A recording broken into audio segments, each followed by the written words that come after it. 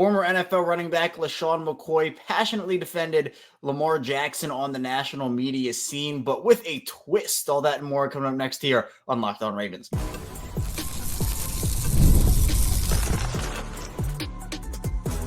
You are Locked On Ravens, your daily Baltimore Ravens podcast. Part of the Locked On Podcast Network, your team every day. Welcome into another edition of Locked On Ravens, your daily Baltimore Ravens podcast. I'm your host, Kevin Ostreicher of Ravens Wire. We're here with you on the Locked On Podcast Network, your team every day. Thank you so much, as always, for being here, making Locked On Ravens a part of your day and your first listen each and every day. Free and available, as always, on all podcasting platforms. That includes in video form on YouTube, where you can like and subscribe, and also in audio form, you can follow along and subscribe as well.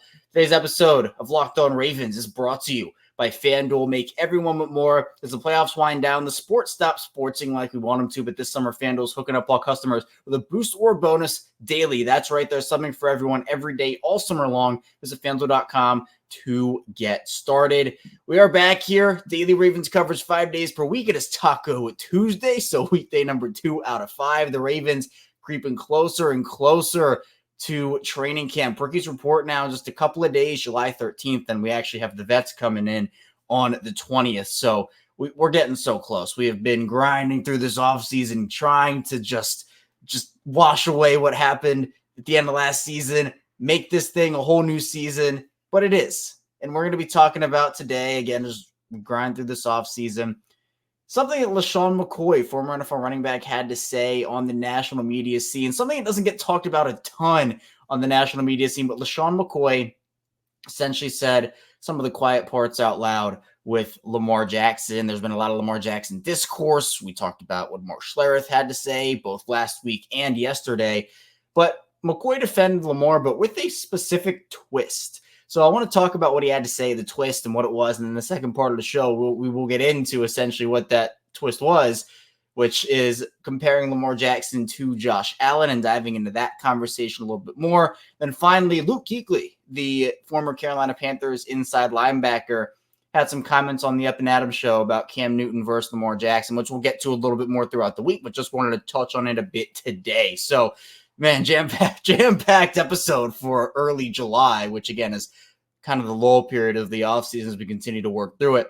But let's talk about what LeSean McCoy had to say. This is something that popped up a couple of days ago and kind of made news and made headlines. But for Lamar Jackson, there's been a lot of criticism, and it feels like for Lamar, as we talked about yesterday for sure, his criticism seems to be a lot louder than other quarterbacks. Not that other quarterbacks don't get criticism, not that Lamar doesn't get praised, but it just feels like some of Lamar's successes are just kind of pushed down and the criticisms are certainly amplified. So LeSean McCoy ended up saying that he believes Lamar Jackson takes unfair criticism. And so he talked about guys like Baker Mayfield, like Josh Allen, et cetera, like that whole conversation, and said, we don't grade guys like Josh Allen the same way we grade Lamar Jackson. He said they don't keep the same attitude with Lamar like they do with other quarterbacks, which again is something I've been saying on this show forever. I know a lot of people in Baltimore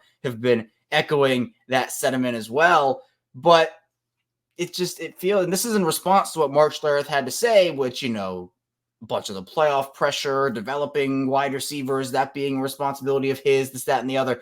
This was in response to those comments. So I think what LeSean McCoy is saying here is correct. It feels like with Lamar, he's a guy that is a 2-time MVP. Does he have to perform better in the playoffs from, just a whole perspective? Yeah, right. We can sit here, and my job and what I try to do here on this show is be objective.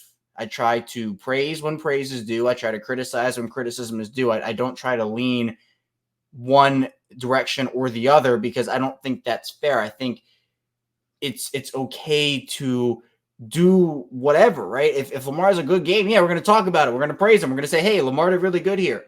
If Lamar didn't have a good game, if he had turnovers or wasn't throwing the ball well, had fumbles, whatever, we'll talk about that and we'll say it wasn't good. Lamar has to play better. But it seems like with Lamar, a lot of the criticism comes because when you watch Lamar play, you have to watch Lamar play. essentially, is what I'm trying to say here. It's a lot of the eye test with him, where box score watchers, right? If you are just looking at pure box score stats for Lamar Jackson, there are games where he throws for 185 passing yards. There are games where he throws for 209 passing yards, 160 passing yards, 18 completions, 13 completions, 15 completions out of maybe 20 attempts. But that's the thing. The Ravens are not a high volume passing offense, first of all, and I think Lamar gets punished for that when it comes to the way that he is perceived. Because the Ravens offense does not throw the ball at a high rate, Lamar Jackson gets criticized because his passing yard numbers, he's not throwing for 5,000 passing yards a season. He's not throwing for 40 passing touchdowns a season, which I feel like in today's NFL, and I've said this a million times, the Ravens have gone one way, the rest of the NFL has gone another, right? They've zigged, the rest of the NFL has zagged.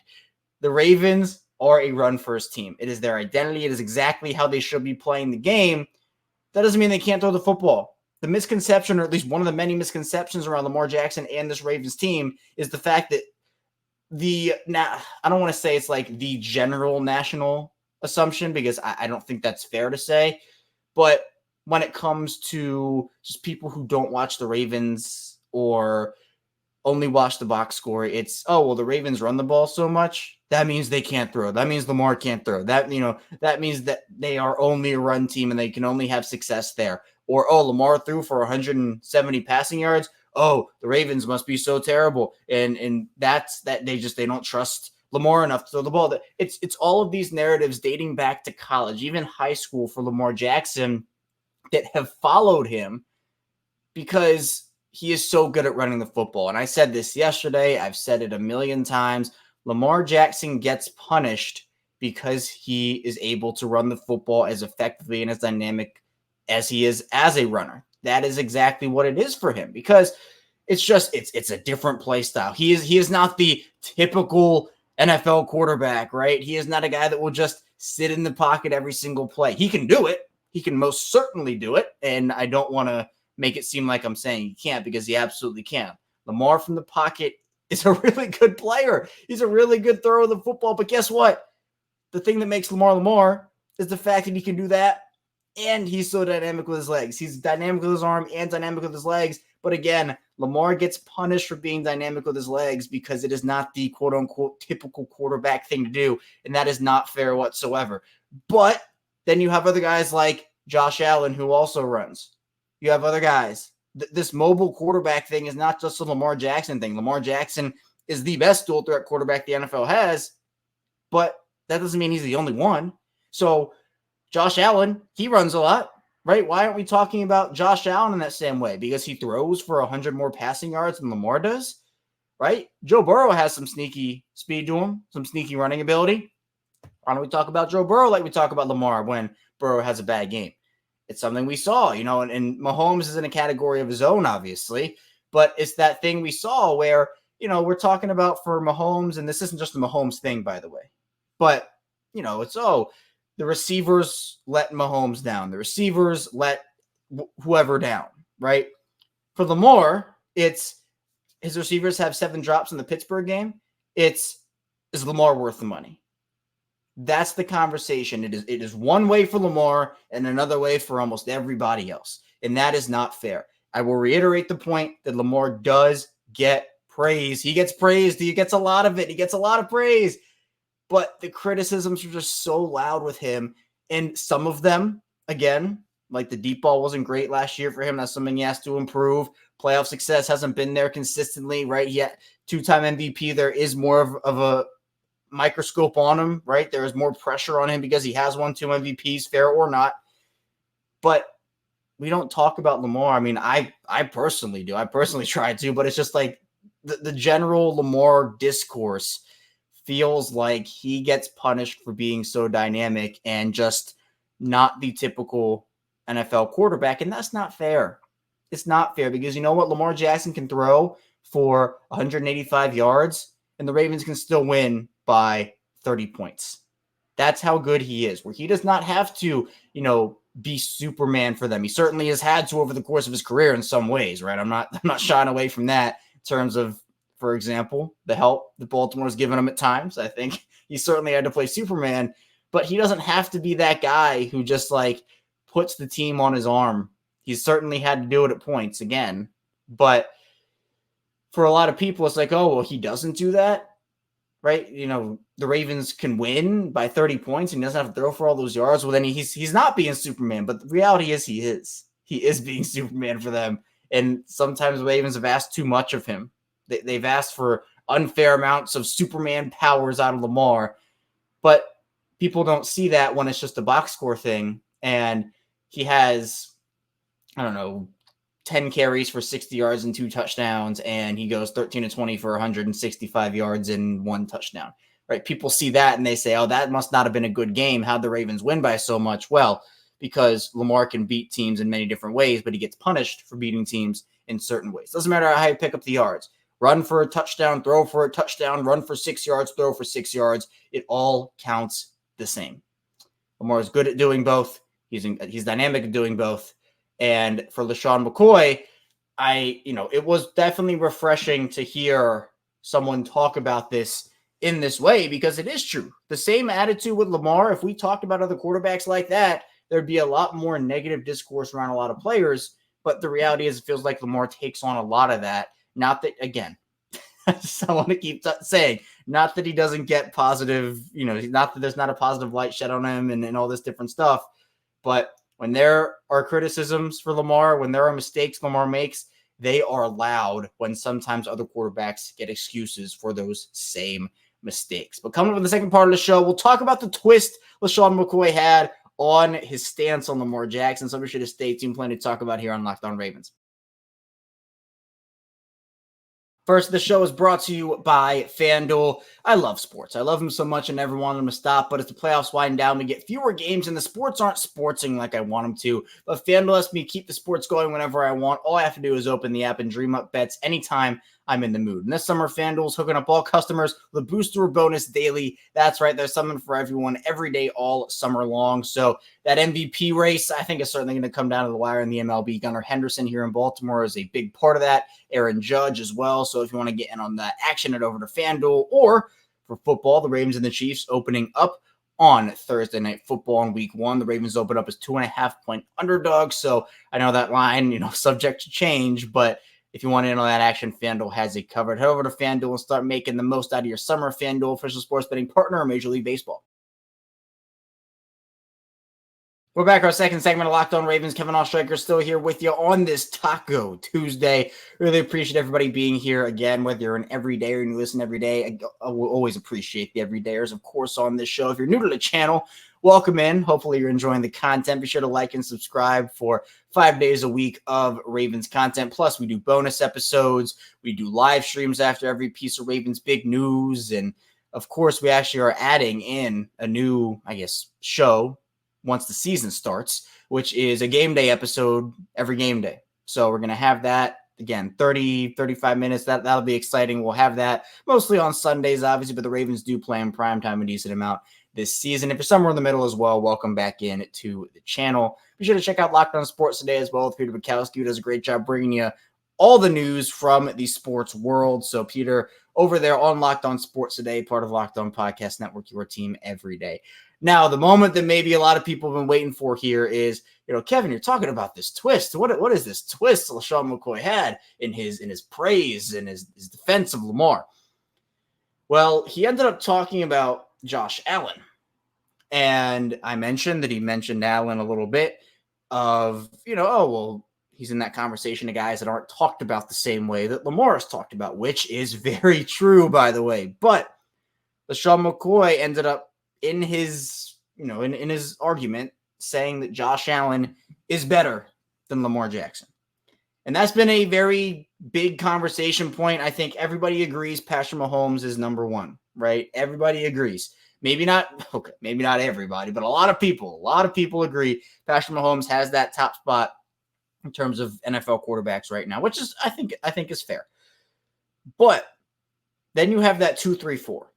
And in whatever order, Lamar Jackson, Josh Allen, Joe Burrow seem to be the consensus 2, 3, 4 guys. It's just a matter of what order that 2, 3, 4 ends up coming in. So some people think it's Allen, Burrow, Lamar, or Burrow, Lamar, Allen, Lamar, Allen, Burrow. Like there are plenty of different ways that people view it.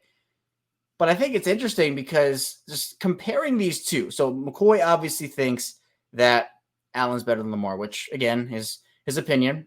He said, a guy like Josh Allen, I think Josh is better than Lamar, but we don't grade Josh the same way we grade Lamar Jackson. I wanted to go and compare Josh Allen and Lamar Jackson over the course of their careers. Just, again, some box score stats, some advanced metrics, and just see what we had. Because I think there is a conversation of, well, what has Josh Allen done to deserve to be ahead of Lamar Jackson? Why do people rank Josh Allen ahead of Lamar? Because personally, I have Lamar as 2, Josh Allen is 3, and Joe Burrow is 4. You can flip whatever you want to, but that's just that. Those are my rankings. Now, over the course of their careers, Josh Allen has played 8 more games than Lamar. Now, we have to keep in mind that Lamar has missed games, obviously due to injury, but he's sat out multiple games due to the Ravens being good enough to do that. 2019 obviously comes to mind, and obviously last year as well, where he sits out week 18, week 17, those games. But Lamar also sits for quarters. Lamar has sat for quarter after quarter after quarter, where Allen has done it too. I'm not saying he hasn't. But you go back to 2019, and Lamar was sitting, it felt like every other game he was sitting out a full quarter because Baltimore was winning by so much. Now, in terms of the actual stats, the quarterback records, Lamar Jackson 58-19, Josh Allen 63-30. So Allen has 5 more wins than Lamar, but Lamar has 11 less losses than Josh Allen does. 19 losses over 6 years, or I guess 5 as a starter, if you want to call it that, is crazy. 5.5 as a starter, I guess, for Lamar. Lamar has a higher completion percentage than Josh Allen. 64.5 compared to 63.2. There's a lot made of Lamar Jackson and his completion percentage and how, he's not completing all these passes and he's inaccurate and, he's the least accurate quarterback in the league. Lamar Jackson has a higher completion percentage than Josh Allen over the course of their careers. These guys came in the league together, by the way, right? There's no 1-year advantage for either of them. Josh and Lamar were in the 2018 draft class. So just want to keep that in mind there. Now, Josh Allen has almost, about 7,000 more passing yards than Lamar does. Obviously a product of the offenses they play in, right? I mean, for Lamar, it's a very run-centric offense, right? You are throwing the ball, but it's more of a run-centric offense. So Josh Allen, 22,703. Lamar, 15,887. Lamar averages more passes per yards attempted in 7.5 here compared to Josh's 7.2 passing yards per game. Josh Allen, obviously, is throwing for more total passing yards. It's in Josh Allen's favor here. 241.5 here to 184.7. Again, some of the reason that the discourse behind Lamar is the way it is because people see Lamar throwing for under 200 yards per game over the course of his career and saying, what he can't throw for, he's not throwing for all these passing yards. So he can't throw the ball, which is just, it's lazy. That is a lazy take. It's incredibly lazy. Passing touchdowns, Josh Allen 167, Lamar 125. So again, you're throwing the ball less, more opportunities for passing touchdowns is going to be for Josh Allen. If you're throwing the ball less opportunities for passing touchdowns, that's how that works. Interceptions, again, Lamar throws the ball less, so less opportunities to throw an interception. But Josh Allen has 78 interceptions compared to Lamar's 45. So Josh Allen has 33 more career interceptions than Lamar does, even though, Josh Allen throws the ball more. He has been criticized for his turnovers. That is a big part of his game. He is very turnover worthy and turnover prone. And I think that, the criticism is certainly there for that. I'm not saying Allen gets, he doesn't just get off scot-free, but it is certainly a part of his game. In terms of rating, Lamar 98, Josh Allen 92.2. Now, in terms of the rushing attempts, obviously Lamar does have more, but that doesn't mean Josh Allen doesn't do it. Both of them are dual threat. Lamar, 875 compared to 657 for Allen. Rushing yards, 5,258 for Lamar compared to 3,611 for Josh Allen. Rushing yards yards per attempt, 6 for Lamar, 5.5 for Josh Allen. Now, Josh Allen has about 25 more rushing touchdowns than Lamar does, 53 compared to 29. But we know that the Ravens, the Buffalo run game is Josh Allen, essentially. The Ravens obviously have had running backs. I mean, Gus Edwards had 13 touchdowns last season, right? Josh Allen is the Buffalo run game for the most part here, whereas Lamar has had running backs around him to help take pressure off in that aspect. So it does not shock me there when you're talking about what ends up happening. Now, I know that the playoff numbers are the playoff numbers, but I mean, again, if we're talking about the better player, do playoffs factor into it? Sure, it does. But it's not the only thing. I think a lot of people just look at the playoff stuff. But again, Josh Allen hasn't made a Super Bowl either. Right? I know the conversation around Joe Burrow is okay, he made a Super Bowl. And if you want to put that in the argument, then fine. I mean, personally, I don't think it's that big of a deal because he didn't win it. I think there's a difference between winning the Super Bowl and making one. But the fact is, Joe Burrow has made it further than Lamar Jackson and Josh Allen have in the playoffs. So sure, you want to make that a thing, then sure, Joe Burrow made a Super Bowl, but he didn't win it. Josh Allen and Lamar are in the same boat. They haven't made the Super Bowl. So I get that the actual like yards and touchdowns and like actual quote unquote performance in the playoffs, Josh Allen has generally performed better. Right? I'm not shying away from that fact, but I mean, the results have been, both haven't made a Super Bowl. So if that's your argument, then, both guys haven't done it. It's not just Lamar. So again, I think Josh Allen's a heck of a player, right? I'm not saying he's this awful, terrible quarterback. He's an incredible quarterback. He's someone that is in the top 5 in this league. But when people just so blindly say, oh yeah, well, Josh is better than Lamar. Well, what are you basing it off of? I mean, is it the passing yards? Is it because he just throws more? Both guys are dual threat quarterbacks. One guy throws a little more than the other. One guy runs a little more than the other. But again, the stats are more similar. And honestly, some are skewed more in Lamar's favor than some people might actually believe. So it's a it's a conversation that'll go on forever, if we're being honest. But I thought it was interesting just because, LeSean McCoy's entitled to his opinion. I'm not saying he's not. But it was interesting about, oh, hey, Josh is better than Lamar.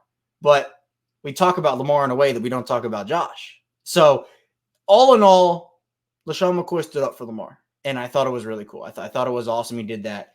And I thought it provided multiple points of conversation, it's all good conversation between Lamar and his criticism, Lamar versus Josh Allen. So shout out to LeSean McCoy and what he did, because he was getting pushback. If you watch the clip, he was getting pushback about, oh, well, yeah, we talk about those guys. Those guys get criticism, but LeSean McCoy was very firm in saying not like Lamar. So coming up in the final part of the show, we'll talk a bit more about Luke Kuechly and the comments that he made about Cam Newton versus Lamar Jackson. Stay tuned. We got a lot to get to here on the show.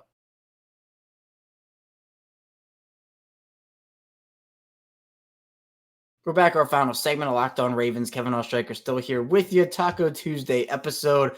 Thank you again for being here with me, making Locked On Ravens a part of your day and your first listen. Really means a lot. We just hit 7,000 subscribers a couple weeks ago, and we're on the road to 8K now on YouTube. So if you want to be a part of the YouTube Locked On Ravens community, be sure to like and subscribe. In audio form, we've been going for almost 5 years. It's the same show. We just moved over to video form to give just another platform for the show. But audio form, we're coming up now on my 5-year anniversary of doing the show. So if you're in the audio form community, really appreciate you. Be sure to subscribe and follow along over there as well. If you want to maybe watch one day, listen another, maybe driving into work, obviously don't watch on your phone when you're driving. I do not endorse that. So you can listen in the car. You can watch when you're not in the car. And it's a nice little balance there, Locked On Ravens. But let's talk about Luke Kuechly a little bit. He was on the Up and Adams show, Kay Adams, who does a phenomenal job. And there's been a lot of Cam Newton comments circulating about Lamar, which we will get more into throughout the rest of the week. But I just wanted to touch on this specific thing as it happened yesterday. Luke Kuechly was asked about peak Cam Newton versus peak Lamar Jackson, which one he would take. Now, to no one's surprise, he took Cam Newton. I mean, that was his former teammate. That's his guy. That is not shocking. Like, again, if the roles were reversed and it was a former Raven up there, former teammate of Lamar, they'd take Lamar, right? Guys go to bat for their guys, and that's fine. But I think it does spark an interesting conversation because Newton himself, which we will get into a little more over the course of the week, said that he's not the greatest dual threat quarterback. He gave that title to Lamar. and talked about how, he didn't have that speed that Lamar or even a Michael Vick had. But in my opinion, it just, prime Cam Newton was incredible, right? Peak Cam Newton, he could run through you couldn't bring him down. He had that power element to his game, all those, goal line dives and just being able to run a guy over. Prime Cam Newton was really fun to watch, and he was really effective and led Carolina to a Super Bowl, right? They didn't win it, but he led them to a Super Bowl, which, again, I talked about in the second segment with Joe Burrow. It's not nothing. It's not nothing. It's not winning. There's a difference between winning and losing the Super Bowl, but it is not nothing, which I did say in the second part of the show. Now, Kuechly and his reasoning is because, he said Lamar's a pain, and, he's a pain to get down and, contain in the pocket and all that stuff, but Cam could just run right through you. And that was kind of the basis of his argument, where it's two different styles, essentially. So Lamar doesn't play with power. He's not built like that. And obviously now with the skinny Lamar trend that has taken over the internet here, he's certainly not built like that anymore. But he said, quote, Lamar is a pain to tackle, to get your hands on, to keep in the pocket, but you can get on him. You can get him on the ground. With Cam, he's running through you. So I think some people, not a lot of people, but some people took issue to the fact that Kuechly said, oh, what, you can get him on the ground, and get him on what he meant by that was it's easier if you get a hold of Lamar to get him to the ground because he doesn't have the power that Cam does. It is still very hard to get Lamar to the ground. He can juke you. He can run right by you. He's electric and dynamic in that way where, yeah, it's going to be tough to actually get your hands on him. He's just that incredible of a player. With Cam, even if you got your hands on him, good luck trying to bring him to the ground. Took multiple guys. It takes multiple guys for both, but it's just different styles. Now, to me, prime Cam Newton didn't last very long, right? I think Cam was a great player when he was in that prime and he was hitting on all cylinders and doing that prime Cam Newton stuff.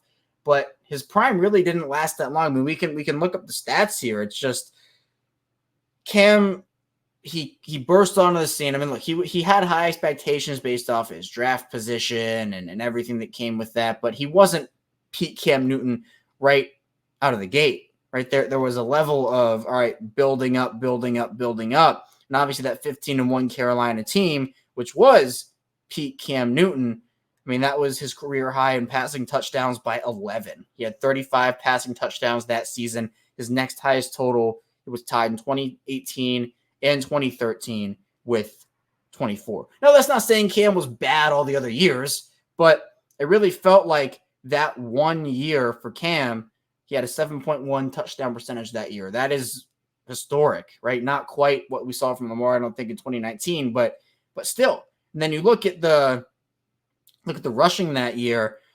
He ended up having 10 rushing touchdowns, which wasn't his best year by any stretch. So it was kind of like all over the course of his career, he was a player that generally was really good and had a very decent floor. But we saw the ceiling in a lot of different ways during that 2015 season, but that doesn't mean that he was bad all the other years, as I just said there.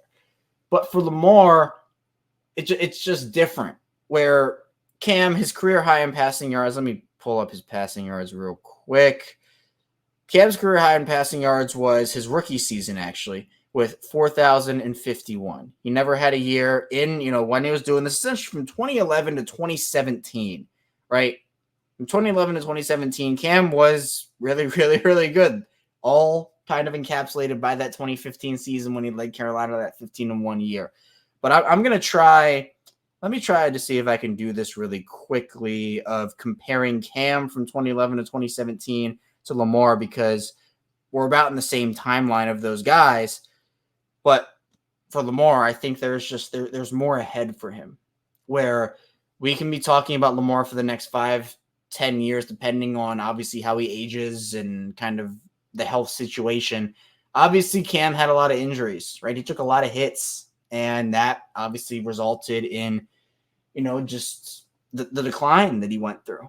So for Lamar, it's about being able to stay healthy and continue on that track. I'm not sure I'm going to be able to compare the two right now, but I just think at the end of the day, Cam's peak is going to last a shorter amount of time than Lamar's will, in my opinion. I still think Lamar has a lot of good years left, whereas Cam, obviously, the end of the Carolina tenure was not great. New England didn't really work. I mean, it didn't really feel like there was a lot left for Cam at the end there, where for Lamar, I don't think we're close to the end right now. He's 27, and still crazy to say that, but I don't know. At the end of the day, both of those guys in here, you know what? I'm just going to do career. I'm just going to do Cam versus Lamar career. I think, there wasn't enough for Cam outside of his peak where it's not going to impact it too much. So I'm just going to do the both of them. Let's get these results, and we are going to compare. Here we go. So actually, Cam was in his career 2-0 against Lamar. Lamar never got a win against Cam in his career. But overall, Lamar has a higher completion percentage than Cam by a decent amount, 64.5 compared to 59.9. Cam obviously much more passing. He had a ton more passing yards, 32,382 compared to Lamar's 15,887. But again, we're not done with Lamar's career. So again, this is Cam's entire career versus Lamar through 5.5 years starting, or 6.5 years starting. So yeah, math there. Passing yards per attempt, Lamar 7.5, Cam 7.2. Yards per game, passing, Cam 218, Lamar 184. Cam had 194 passing touchdowns, Lamar 125. Cam had 123 interceptions. Cam was very turnover prone. We talked about Josh Allen. Cam was extremely turnover prone. Cam has almost, 80 more interceptions, 123 compared to 45. Lamar is not done yet. Obviously, guess what? He's going to throw more interceptions over the course of his career. Breaking news. But Cam was very turnover prone. And then, obviously, the rushing attempts, Cam had more. But Lamar, in about 300 less rushing attempts, has only 400 less rushing yards than Cam does. Lamar averages more yards per attempt. Obviously, Cam with the 75 rushing touchdowns, where Cam wasn't the only rusher in that offense, but, he certainly could vulture goal line touchdowns from guys, and that was the thing. Now, both have made 3 Pro Bowls. I mean, Cam won the Offensive Player of the Year once, MVPs. So, they both have accolades. They're both really incredible players. But just for comparison's sake here, I would say that by the time Lamar's career is done, he will be the leader in a lot of those categories. And maybe it'll never translate in terms of passing yards just because Baltimore's offense is Baltimore's offense. But it's more than that, as we've talked about this entire show. So I loved watching Cam when he was in his prime. He was an incredible player to watch. But I do think, and I agree with Cam, right? I agree with what Cam said. I think Lamar Jackson is the best dual threat quarterback the league has ever seen. And it's crazy to think because we're not even close to the end of his career. But that's all I have for you here today on Locked On Ravens. Thank you so much for tuning in. Be sure to like, subscribe, follow along video form and audio form. Come up tomorrow, right back here with more Ravens content. Stay tuned. I'll see you right back here tomorrow on Locked On Ravens.